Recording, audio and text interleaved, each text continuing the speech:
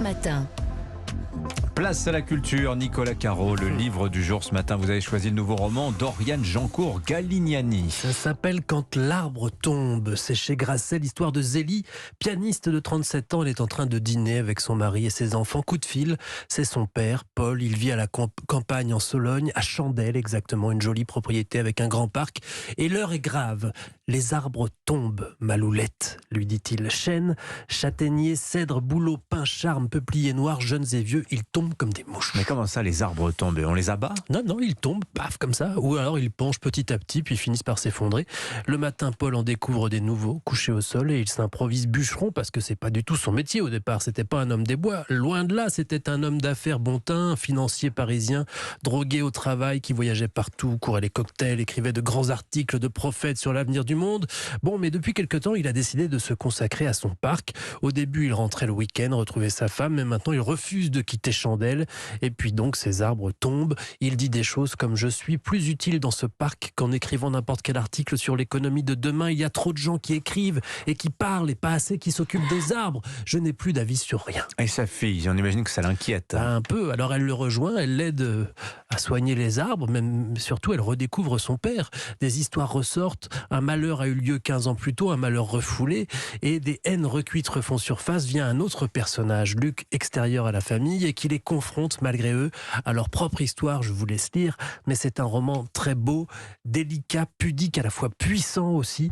Un roman qui parle du rapport père-fille. On sent la forêt, les essences, on entend les branches qui cassent. C'est un roman tragique certes, mais qui calme, qui prend le temps. Même s'il pèse à peine 200 pages, on a l'impression d'avoir traversé plusieurs vies. Quand l'arbre tombe, c'est signé Oriane Jancourt-Galignani et c'est donc chez Grasset. Votre conseil lecture, Nicolas. Caroline Speller. Alors, Batman contre Superman, Scooby-Doo et la famille Adams. Voilà, ça s'appelle un crossover. Quand on croise comme ça au cinéma ou dans les séries, dans les BD aussi, des personnages de différents univers. Ça existe aussi dans les jeux vidéo. Oui, et je vous propose la réunion de deux icônes. L'un vient du Japon, c'est un plombier moustachu du nom de... It's me, Mario. Et l'autre, un lapin blanc, hyperactif, reconnaissable à ce cri. Oui, c'est un lapin crétin, oui, ça fait réagir. Cette rencontre improbable, on la doit à l'éditeur français Ubisoft. Alors oui, on avait déjà vu un mariage aussi étonnant avec les jeux Sega, Mario et Sonic aux Jeux Olympiques, mais c'est la première fois que Nintendo prête ses personnages de l'univers Mario à un développeur occidental. Et après un premier jeu sorti en 2017 qui a séduit pas moins de 10 millions de joueurs, la joyeuse bande revient avec Mario plus les lapins crétins Sparks of Hope. Comprenez, étincelle d'espoir. Alors c'est vrai que vous avez raison d'insister sur la jalousie de Nintendo vis-à-vis de ses personnages. Comment Ubisoft, l'éditeur français, a-t-il fait pour les convaincre de leur prêter Mario? Alors déjà, entre eux, c'est d'abord une collaboration de confiance. Ubisoft est l'éditeur occidental qui a toujours soutenu les consoles Nintendo, surtout depuis la DS et la Wii. Mais ce qui a convaincu Shigeru Miyamoto, le papa de Mario, c'est le genre du jeu inédit pour le plombier, à savoir un jeu d'aventure stratégique au tour par tour. Alors ça donne quoi un jeu stratégique tour par tour Mario Lapin Crétin? Alors dans Sparks of Hope, oui, ça a l'air compliqué, mais ça l'est pas. Je vous rassure, on embarque dans une aventure galactique où Mario, Luigi et Peach et les lapins crétins évidemment doivent sauver l'univers d'une entité maléfique. Et ce n'est pas Bowser, attention.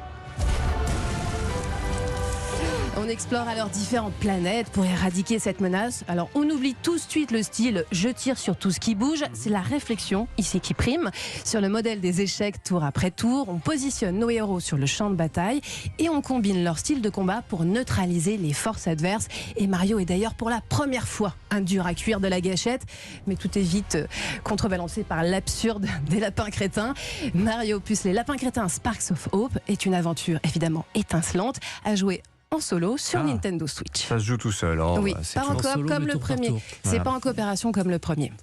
Voilà, donc on regardera ces enfants jouer et on leur piquera la manette quand on en aura 5 minutes. On donnera des conseils stratégiques. Merci beaucoup Caroline Speller. Bonne journée à vous. Merci Nicolas, merci Vincent. À demain, 7h51 sur Europe 1.